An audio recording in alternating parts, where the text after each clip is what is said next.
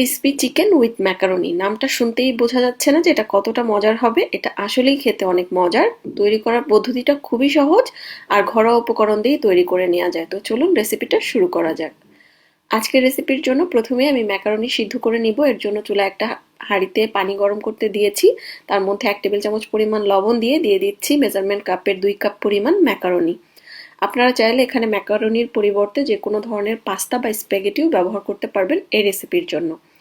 হালকা হাতে একটু নেড়ে দিয়ে আমি অপেক্ষা করব ম্যাকারনিগুলো সিদ্ধ হয়ে যাওয়া পর্যন্ত। প্রত্যেকটা প্যাকেটের গায়ে ইনস্ট্রাকশন দেওয়া থাকে, সেটা ফলো করে আপনারা সিদ্ধ করে নিতে পারেন।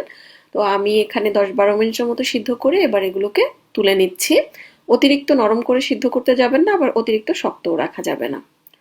ম্যাকারনি সিদ্ধ করে নেওয়ার পরে এবার আমি চিকেনটা ম্যারিনেট করে নিব। এর জন্য এখানে আমি মেজারমেন্ট কাপের 1 কাপ পরিমাণ চিকেন এরকম ছোট ছোট টুকরো করে কেটে নিয়েছি। এখন এর মধ্যে আমি দিয়ে দিচ্ছি 1 টেবিল চামচ পরিমাণ আদা রসুন বাটা। এখানে আদা রসুন একসঙ্গে আছে।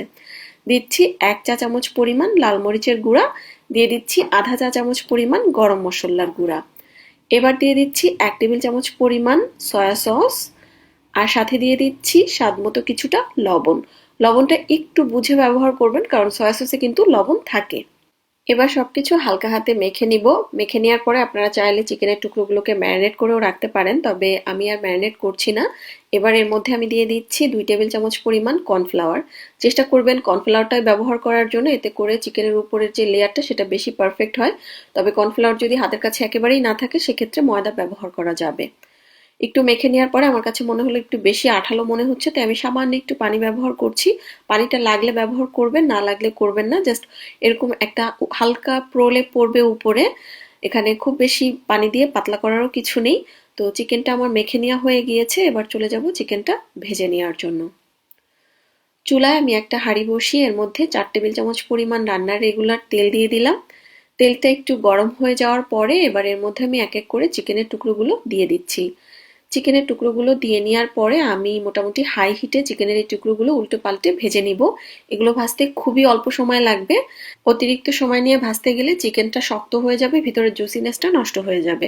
তো লালচে হয়ে গেলে এগুলোকে তুলে নিতে হবে এবং একইভাবে বাকি চিকেনের টুকরোও আমি এক এক করে ভেজে নিব। চিকেনের টুকরোগুলো ভেজে নেওয়ার পরে এখন আমি একটা সস রেডি করে নিব। তো এখানে আমি প্রথমেই নিয়ে নিচ্ছি 1.5 টেবিল চামচের মতো সয়া সস। এবার এর মধ্যে আমি দিয়ে দিচ্ছি 2 টেবিল চামচ পরিমাণ টমেটো সস। সাথে দিয়ে দিচ্ছি 1 টেবিল চামচ পরিমাণ লেবুর রস।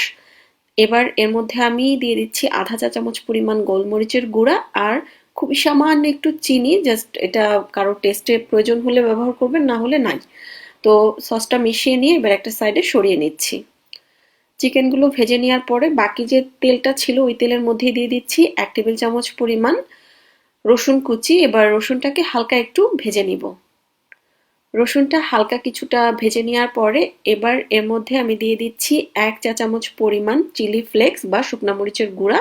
এটাকেও হালকা একটু মিশিয়ে নিব, তবে কেউ যদি অতিরিক্ত ঝাল পছন্দ না করেন সেক্ষেত্রে না দিলেও হবে। এখন এর মধ্যে আমি সামান্য একটু পেঁয়াজ কুচি দিচ্ছি আর দিয়ে দিচ্ছি ক্যাপসিকাম। আমি পেঁয়াজ কুচি হিসাবে এখানে স্প্রিং অনিয়নের নিচের অংশটা ব্যবহার করেছি, তবে আপনারা চাইলে রেগুলার পেঁয়াজও ব্যবহার করতে পারবেন। আমি এখানে লাল এবং সবুজ 2 ধরনের ক্যাপসিকাম ব্যবহার করেছি প্রায় 1 কাপের মতো।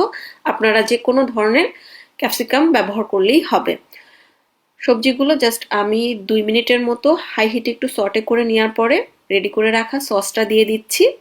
সসটা দিয়ে নেওয়ার পরে জাস্ট হালকা হাতে একটু মিশিয়ে নিচ্ছি। সস আর সবজি মিশে যাওয়ার পরে এবার এর মধ্যে প্রথমেই সিদ্ধ করে রাখা ম্যাকারনিটা ঢেলে দিলাম। ম্যাকারনিটা দেওয়ার পরে একটু মিশিয়ে নিচ্ছি। মিশিয়ে নেওয়ার পরে আমি যে কাপের মধ্যে সসটা গুলিয়েছিলাম সেই কাপের মধ্যে 2 টেবিল চামচ পরিমাণ পানি দিয়ে কাপটা ধুয়ে বাকি সসটাও দিয়ে দিলাম।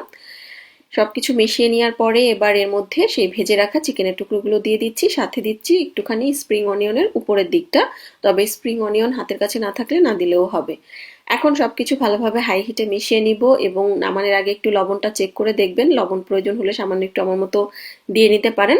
লবণটা দিয়ে সবকিছু একটু ভালোভাবে মিশিয়ে নিচ্ছি। আর এই তো এরই মাঝে কিন্তু আমাদের ম্যাকারনি হয়েও গিয়েছে।